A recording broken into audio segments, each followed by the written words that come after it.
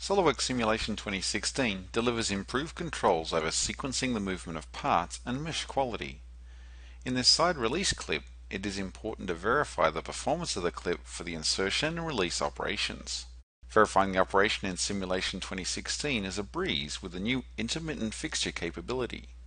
The fixture that inserts and then removes the clip pushes in over half a second, holds it in the inserted position briefly, and then pulls the clip back out over the final quarter second.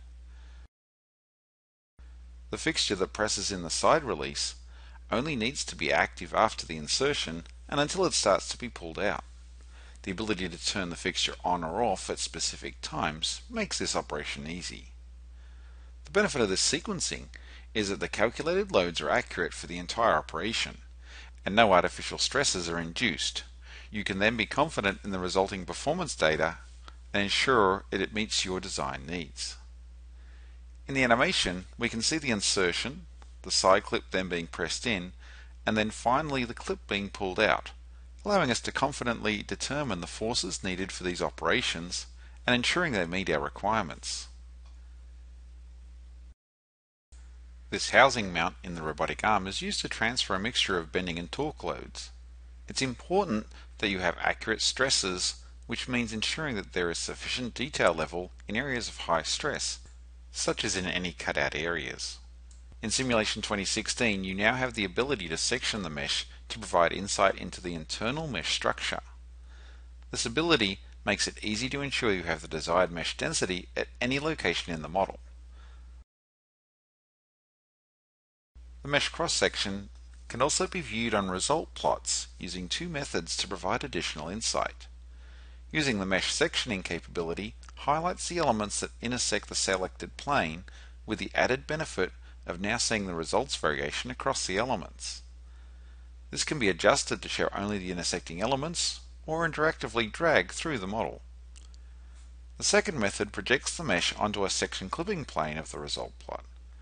By providing detailed mesh information on the plane of interest, you can ensure the mesh density accurately accounts for the stress variation, and the results meet your accuracy requirements.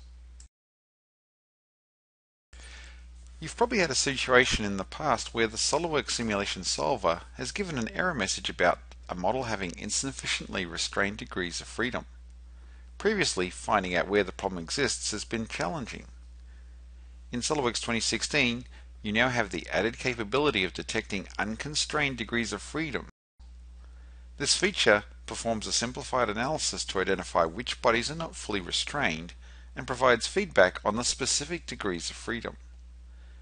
Each body is listed along with the specific freedoms. Selecting any of the freedoms animates the body on the screen, providing clear feedback on not only what the problem is, but where it is occurring. As you can see, there are a lot of bodies in this model that are completely free to move. The reason for that is there are weld gaps accounted for in the part design to account for tolerances. To account for this in the contact definition, you now have the new option to automatically account for edge shell bonding within a certain gap size.